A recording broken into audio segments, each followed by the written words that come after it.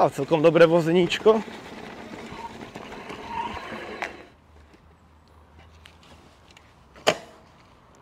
Ahojte, toto je NGV X20 a vysledujete komplet celú recenziu na tento veľmi zaujímavý a futuristicky vyzerajúci e-bike, ktorý má v niečom príjemne a v niečom docela dosť nepríjemne a prekvapil, dokonca by som povedal, že ma jemne trošku v určitých veciach sklamal.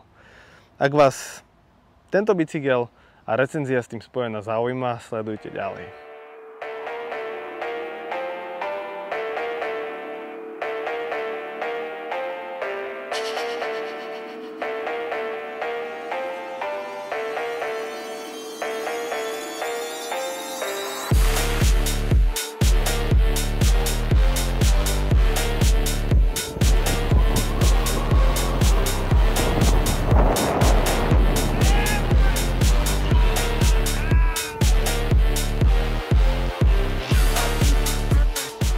Bicykel prišiel z európskeho skladu e-shopu Banggood za nejaké 4 dní ku mne domov. Poskladanie, unboxing, prvá jazda, to všetko ste si mohli pozrieť v prvom videu. Toto video je o odhalení nejakých tých technických vecí, ktoré sa mi celkom páčia, ale aj veci, ktoré sa mi napríklad na tomto bajku nepáčia. Začnem tým, čo sa mi tu páči. Páči sa mi to, ako ten bicykel vyzerá. Tento futuristický frame ja vidím úplne prvýkrát, je to úplne podľa mňa niečo iné. Žiaden iný výrobca, aspoň som takého nezaregistroval, ktorý by ponúkal takýto typ šasy alebo frameu s trojitým odpružením. To trojité odpruženie je také trošku možno, že zvláštne a trošku trvá si dlhšie možno na to zvyknúť, ale o tom si povieme trošku neskôr. Jeden menší update, čo sa týka X20 a brzdového kotúča. Nie je tu 160 mm kotúč, ale 180 mm kotúč. A tuto je taký ešte adapter, takže tento bicykel je na tom o niečo lepšie. A je to prvý 20-palcový fatback, ktorý ja aspoň testujem, ktorý sérii má 180 mm kotúče, čo je podľa mňa veľmi príjemné. Jedna z vecí, ktorá je tu celkom zaujímavo technicky vyriešená, je aj lokovanie, zabezpečenie tejto baterky, ktorá je v tomto stredovom ráme, pretože, a zvlášť je to také trošku, ja neviem, zaujímavé, nezaujímavé. Ak chcete si polohovať výšku sedenia, tak proste toto je zámok. Tu je zámok a vy potrebujete na to tento smiešný kľúčik, ktorý vám musí zapadnúť do jednej drážky. Vy to s tým pretočíte a musíte ešte vlastne túto objímku, ktorú máte tu, zatlačiť k tomu, aby sa vám to posunulo. A teraz máte uvoľnenú poistku a môžete polohovať do akejkoľvek výšky. Zajímavé je to, ak to chceme vlastne dať naspäť, tak stlačíme takto a už prakticky máme zabezpečenú tú baterku. Technické riešenie, ktoré je tu ďalšie, podľa mňa veľmi zaujímavé je to, a to som už asi hovoril aj v prvom videu, je hrúbka kábla, ktorý ide vlastne od motora priamo do ovládača. Už tu nie je nejaká žiadna ďalšia vo vnútri spojka. Jediná spojka je tu, ktorá je vlastne od motora k ovládaču. A nič iné tu nie je. A táto hrúbka kábla je podstatne hrubšia ako má Engine Pro. Čo je pre mňa veľmi zaujímavé, aj z toho ohľadu, že Engine Pro má 25 A ovládač a tuto dali 23 A ovládač. Pravdepodobne X24 a X26 majú 25 A ovládače a tým pádom aj vyššiu maximálnu rýchlosť. Zaujímavosťou pre všetkých a hlavne aj pre mňa bolo toto trojité odpruženie. Tuto už, ako som spomínal, je pružinovo-vzduchový tlmič, tuto máme pružinový tlmič, tu je takisto pružina. No a teraz v nastavení, akom to vidíte, je zhruba asi najmäkšie nastavenie toho tlmiča. V princípe ja som to mal nastavené ako tvrdé, viac ako tvrdšie, som tú pružinu mal úplne stiahnutú a mal som tu ešte nejaký vzduch nafúkaný, aby vlastne všetko to pruženie išlo tuto dovnútra. Ak by som si tento bicykel nechával aj na dlhšie, určite by som vymenil tento tlmič za vzduchový, aby to bolo podstatne mäkšie, ako je to teraz. Toto není zlý nápad, si myslím, pôsobí to tak neštandardne a rozhodne si to ľudia všimnú. Či to bude mať v budúcnosti nejakú výhodu alebo nevýhodu, väčšiu, menšiu, to vám teraz neviem povedať. Po 200 km sa to správa v pohode, aj keď tam prechádza nejaký ten prach týmto, tak to nejako neškrípe. Ak by to začalo škrípať, pravdepodobne by som tam dal nejaké mazivo, nech to neškrípe, nech je to ticho. Ale zatiaľ z toho mám nejaký taký skôr neutrálnejší pocit, ako keby to malo byť niečo extra dobré. Celkovo, čo sa týka predného prevodníka a radenia tohto bicykla, je to celkom dobré. Zhruba do tých 40 km za hodinu tento 52-zubový predný prevodník šľape celkom dobre. Ako náhle to prepnem do športu, na ten kúsok, čo mi to ten systém dovolí, a idem 45, tak už vlastne je tá kadencia obrovská a tu by sa to zišlo mať aspoň 58, možno 63 zubov. Linky na 58 a 63 zubové prevodníky si môžete nájsť v popise tohto videa. Takisto, tu by som dal určite väčšiu kazetu, tak ako som už v prvom videu spomínal, dal by som tam 1134.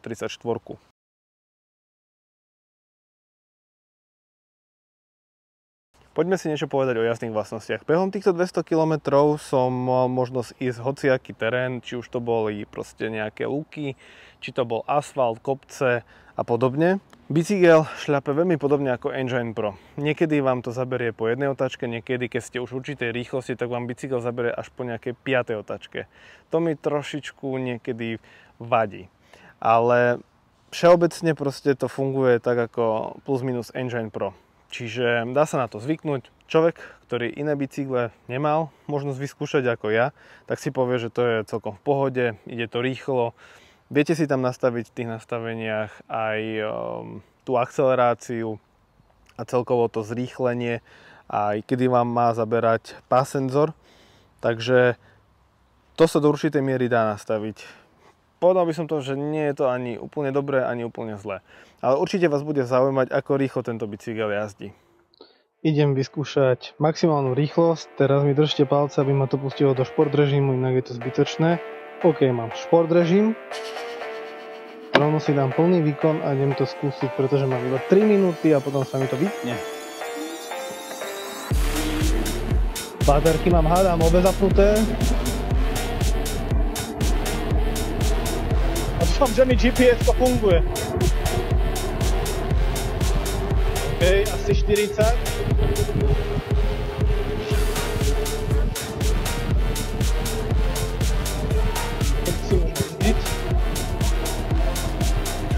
Deti.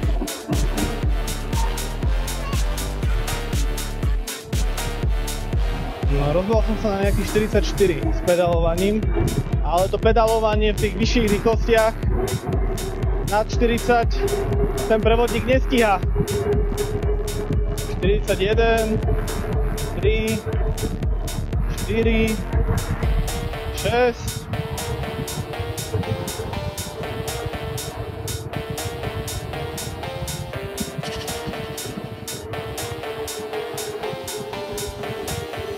No, viac to nejde.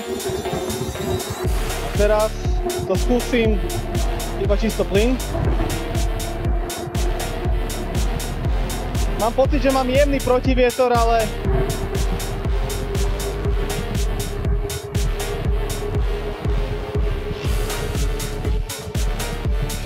Dva, 3, 4, 5 a dosť.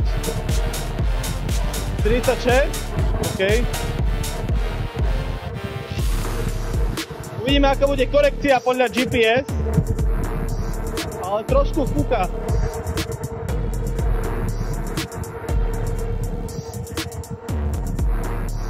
Teraz mám taký jemne zvlnený terén, teda asfalt, ale viac ako 46 som nedal. A brzdy 40. Nechcel som ísť plné brzdy, ale celkom solidné, myslím si. Len tá predná proste píska. A trošku ma hnevajú tieto brzdy, to sú určite Logany, len nie je to tam napísané, proste takisto som to mal aj na Engine Pro, že tie piestiky, ktoré by sa mali vytlačať naspäť, sa neúplne vytlačia naspäť po brzdení. No a potom sa začnú vlastne trieť tie platničky o kotúč a jemne to šúcha. Keď to prebrzdím, tak to z času na čas prestane. Ono to nie je nejako chyba platniček podľa mňa, alebo proste tie brzdy sú také a viem, že niekoľko ľudí malo s tým problém, respektíve niekto v tom vidí problém, niekto nie. Mne pomohlo, keď som v podstate premázal tie pistolníky, tie piestiky a dal som tam nové platničky z Decathlonu napríklad pri tých Loganoch a prestalo to viac menej šúchať, ale aj tak som sa toho šúchania zbavil, keď som tam dal Maguri MT5, no. K jazdným vlastnostiam musím spomenúť jednu veľmi zásadnú vec. Ako si možno, že môžete takto všimnúť, tak tento ľavý pedál je veľmi blízko povrchu zeme. Čo znamená jednu zásadnú vec, že pokiaľ idete do zakruty, je veľmi zlé, pokiaľ budete šľapať do pedálov, pretože ja som už niekoľkokrát trafil ten povrch a nie je to moc príjemné. Takže dá sa na to samozrejme zvyknúť, pretože vždy keď idem do ľavej zakruty, tak si to dám takto. Keď idem do pravej zakruty, dám si to opačne. Veľmi podobne nízko tie pedále a celkovo ten prevodník je nasadený aj pri M20 a myslím, že Engine Pro to má o pár centimetrov vyššie a ja by som to prijal, aby to bolo aspoň o 5-7 cm vyššie, lebo fakt to nie je sranda, keď človek klopí tú zákrutu a si neuvedomí, že tie pedále má nízko, tak škrtnete jednak pedál, ale jednak si môžete ešte nejakým spôsobom zdravotne ubližiť, že vám nejako tá noha, ten členok vám tam nejako zoberie ten pedál a môže to byť trošku nepríjemné. Čiže na to by som si dával pozor. Samozrejme dá sa na to zvyknúť. Za tých 200 km sa mi to stalo asi pri prvých 33 krát a potom už vôbec, pretože som si na to zvykol, že keď som išiel do ľavej zakruty, tak som si vlastne ten pedál dal hore a takisto, keď som išiel doprava, tak som ten pedál otočil opačne, tak aby som bol proste komfortne na tom. A keď som išiel do zakruty a potreboval som rýchlosť nabrať, tak som si pomohol proste plynom. Takže aj to je napríklad riešenie.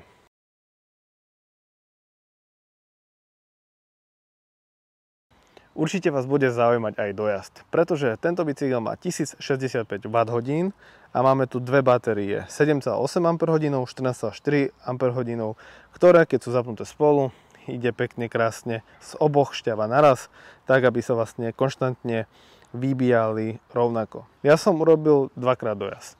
Prvý dojazd to nebola jedna súvislá jazda, ale prakticky behom 2 dní som nalietal 77 km a tých 77 km som najazdil približne asi takým spôsobom, že som išiel non-stop 35 až 45 km za hodinu, pretože som potreboval pochopiť, prečo je tam športový režim iba na 3 minúty a potom 10 alebo 15 minút človek nemá prístup k tomuto športovému režimu a tej maximálnej rýchlosti a tak ďalej, tak ďalej. Pretože na normálnom režime dosiahnete maximálnu rýchlosť 38, možno 39 km za hodinu a postupne, keď napätie na baterke klesá, tak sa tá rýchlosť znižuje, hej.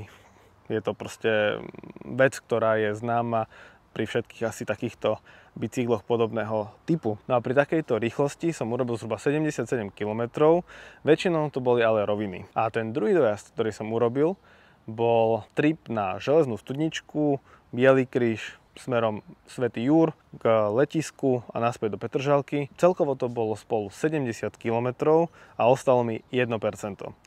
Vy, ktorí poznáte tú trasu na Bielý kríž, ktorá ide z Petržalky cez Patronku, Červený most, Železnú studničku a tak ďalej, viete, že tam je docela dosť kopcov. V úseku okolo Malého Slavina som si robil zábery z kopca do kopca, zhruba možno, že aj kilometr, kde som docela dosť vyšťavil tú batériu, ale bez problémov som sa dostal na horáreň na Bielý kríž a potom odtiaľ dole cez Svätý Jur po priletisku do Petržalky.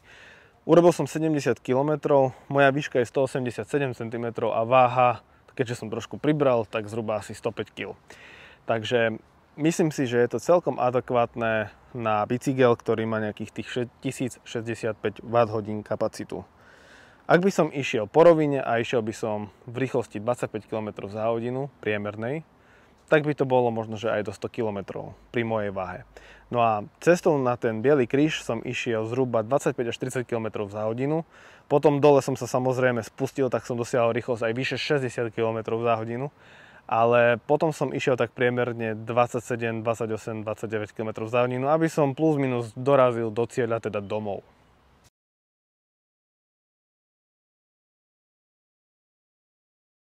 Čo sa mi páči najviac na tomto bicykli, alebo aké vlastnosti sa mi tuto pozdávajú? V prvom rade je tá konštrukcia. Je to niečo unikátne, niečo možno kozmické, ale hlavne, čo sa mi tu páči, je tá plynulosť a hladkosť toho frameu, ako je to celé pozvárané, že prakticky máte pocit, alebo nadobudnete pocit, že konštrukcia je urobená z jedného kusa materiálu, že tu nie je žiaden nejaký zvarený alebo zavarený komponent. Toto sa mi veľmi páči na tomto bicykli. A celkovo jeho kompaktnosť a mršnosť. Čo sa mi tu zároveň nepáči, je tá váha. Tá váha je tu 37 alebo 39 kg a keď to budete nakladať do auta, tak sa celkom nadriete, si myslím. To trojité odpruženie je celkom zaujímavé. Neviem ani povedať, či sa mi to veľmi nejako páči alebo nepáči. Mám k tomu taký viac menej neutrálny, možno mierne pozitívny impuls s tým, že páči sa mi, aké masívne sú tieto tlmiče. Možno, že sú, ako môj kamarát povedal, trošku preexponované, čo sa týka tej pružnosti, že sú skôr viac nepružné ako pružné. A ja osobne by som radšej tento 750 librový tlmič vymenil za kvalitný vzduchový tlmič napríklad od TNM. Aj keď nie som si istý, že či robia aj rozmer 155 mm, ale hádam na AliExpresse by to mohlo byť nejako viac informácií. A to, čo sa mi páči, je to, že konečne 20-palcový e-bike od Engve, ktorý má aj celkom široké rajdy. Engine Pro, ak sa nemýlim, mal 58 cm rajdy, toto sú 68 cm rajdy. A tá kontrola je určite o mnoho lepšia ako pri Engine Pro. Ak by som si tento bicykel nechával, ja by som tu pravdepodobne dal predstavec na BMX-ku a BMX-kové riadidla nejaké 78 cm, ktoré zvýraznia ten bicykel, urobia z neho taký hybrid medzi BMX-kou a bicyklom alebo medzi motocyklom a bicyklom. A možno by sa tu hodila aj dvojkorunková vidlica, ktorá by mala lepší zdvih, pretože táto vidlica má zdvih tak asi 7-8 cm. Tie vzduchové dvojkorunkové vidlice majú aj, myslím, že aj 17 cm zdvih, čo už je celkom masaker. Ale hovorím, každý si ho môže vytuningovať ten bicykel, ako sám uzná za vhodné. Na začiatku tohto videa som povedal, že ma tu jedna celkom dôležitá vec trochu, možno aj trošku viac sklamala, a tým je maximálna rýchlosť, respektíve maximálny výkon, ktorý máte možnosť využiť. A tým je nie že absencia športového režimu, ktorom viete dosiahnuť tú maximálnu rýchlosť 47 km za hodinu, ale to, že to máte limitované na 3 minúty, potom máte zhruba 10-15 minút prestávku, kedy to nemôžete použiť a potom to znovu môžete na 3 minúty použiť a tak ďalej a tak ďalej a tak ďalej. Ale vy nevidíte, kedy to môžete použiť, vám sa tam nič nezobrazí na tom displeji, len to musíte nejako časovo odhadnúť. Tá rýchlosť je menšia ako pri Engine Pro, pravdepodobne kvôli tomu, že je tu trošku slabší ovládač, je tu 23 A ovládač. A ja som sa tak snažil počas toho testovania premýšľať nad tým, prečo to výrobca takto spravil. Je možné, že pri Engine Pro mali veľmi veľa reklamácií alebo poruch s ovládačmi, ktoré možno, že nehovorím, že horeli, ale proste boli vyskratované kvôli nejakej možno veľkej záťaži alebo tak podobne. Tuto ten ovládač vyzerá byť o čosi lepšie na tom. Minimálne tá hrúbka kábla, ktorá ide od motora smerom do ovládača, je podstatne hrubšia ako má Engine Pro. Takže myslím si, že výrobca to urobil tak, aby predĺžil životnosť jedného z najdôležitejších komponentov, ktorý je v bicykli, a tým pádom prakticky je to aj šetrnejšie, ekologickejšie, alebo neviem, tú pointu alebo ten zámer si možno, že sami z toho vyčítate. Nie je to zlé, keď sa na to pozriem z hľadiska toho, že pokiaľ ten bicykel vyslovene nekupujete na rýchlosť, ale kupujete na to, aby ste si to užili, pretože podľa mňa toto je zážitkový bicykel. Toto nie je nejaký rýchly, ktorý vás má dostať z bodu A do bodu B v najkratšom čase, ale skôr je to prostriedok na to, že vás z bodu A do bodu B má dostať čo najpríjemnejšie a najpohodlnejšie. A tým pádom vy chcete, aby taký bicykel vám čo najdlhšie vydržal. Takže myslím si, že by sa to dalo oželieť to, že ten bicykel nepôjde sústavne 40+, ale že proste pôjdete 35, 38, možno 40 km za hodinu, keď si sem tam pustíte do nejakého kopca alebo po nejakej ceste ten športový režim.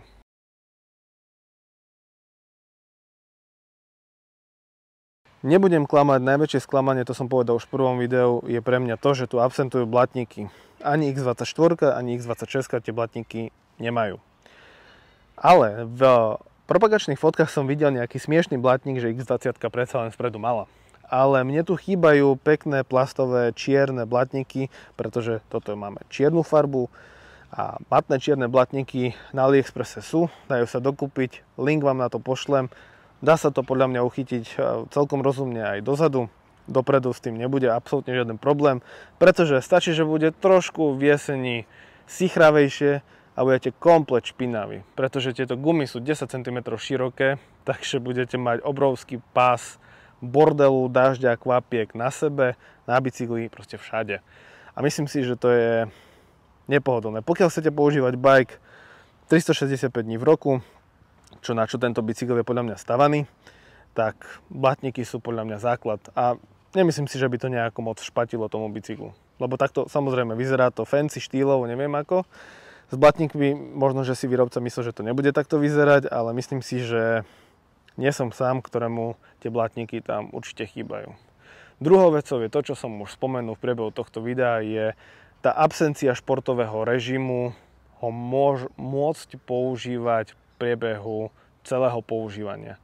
A to, že to máme limitované na 3 minúty, potom 15 minút alebo 10 minút to k dispozícii nemáme, je niečo, čo môže podľa mňa niektorých ľudí odradiť. Ale už som skôr spomenul, že aký význam to môže mať, keď chcete tento bicykel používať v priebehu dlhšieho obdobia. Ďalšia vec je tá výška pedálov. Je to docela dosť nízko a dobre, človek si to môže na to zvyknúť, ale je to trošku otravné, keď je to takto nízko. Fakt si treba na to dávať pozor, lebo v tých zákrutách, keď zaberiete, tak to môže byť trošku problém. Ale hovorím, dá sa na to zvyknúť, nie je to neriešiteľná vec. Potom tu máme nejaký tento zadný, ja neviem, nosič alebo niečo. Bicykel má nosnosť 150 kg. Ja mám 100 kg, takže automaticky to znamená, že tu môže mať asi vzadu viac menej skôr dieťa. Ale to dieťa nemá dať v podstate kde nohy, respektíve tie nohy dať tak, že mne to bude rozhodne zavadzať. Veľmi nechápem tomu, prečo je tu toto. Možno, že potrebovali vyplniť priestor a nevedeli, čo tam dať kvôli tomu, že ten frame je úplne iný, unikátny oproti Engine Pro a podobným bicyklom.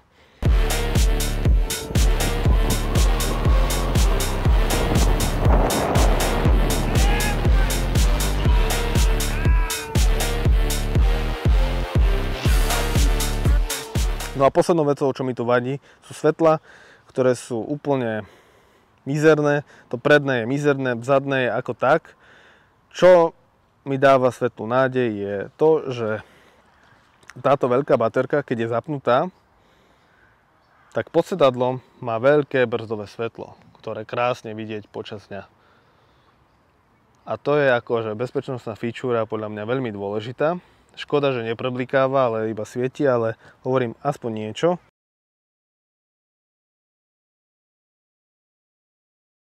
Engve X20 je proste cruiser. Je to výletný bicykel, zážitkový bicykel, ktorý už konečne vezmete aj na viac ako 50 km výlet, aj bez toho, aby ste to museli prešľapať celé. Zvládne to aj kopce, má tam celkom dobrú elektroniku vo vnútri, takže by som sa s tým nebal ísť do nejakých väčších kopcov. Pokiaľ samozrejme budete tomu trošku aj pomáhať, pretože bez pomáhania to moc nepôjde do tých kopcov. Na to by sme tam museli mať úplne inú elektroniku a iný motor. Takže myslím si, že môže nájsť využitie takmer všade a pre všetkých. Či už starších, mladších, proste každému, komu sa páči takýto typ bicykla. Nie je to pre každého, ale ja tuto v Bratislave vidím veľký nárast týchto fatbikeov, aj keď mi veľa ľudí hovorí, že ty testuješ len fatbajky a neviem čo, ale ja to proste vo svojom okolí vidím, že sú veľmi populárne a keď s ním niekde idem, tak sa veľa ľudí na to pýta, čo to je, ako to ide, koľko to stojí.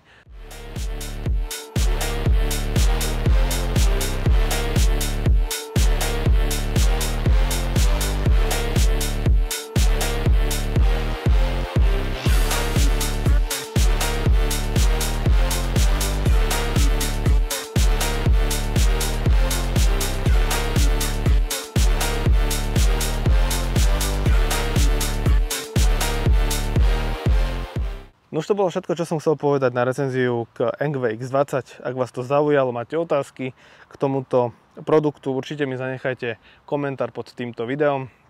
Ja sa na vás teším pri ďalších recenziách. pri ďalších testoch, či už bicykloch alebo kolobežkách.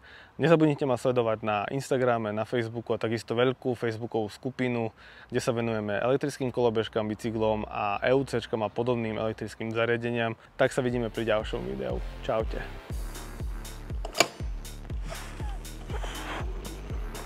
Brzdy!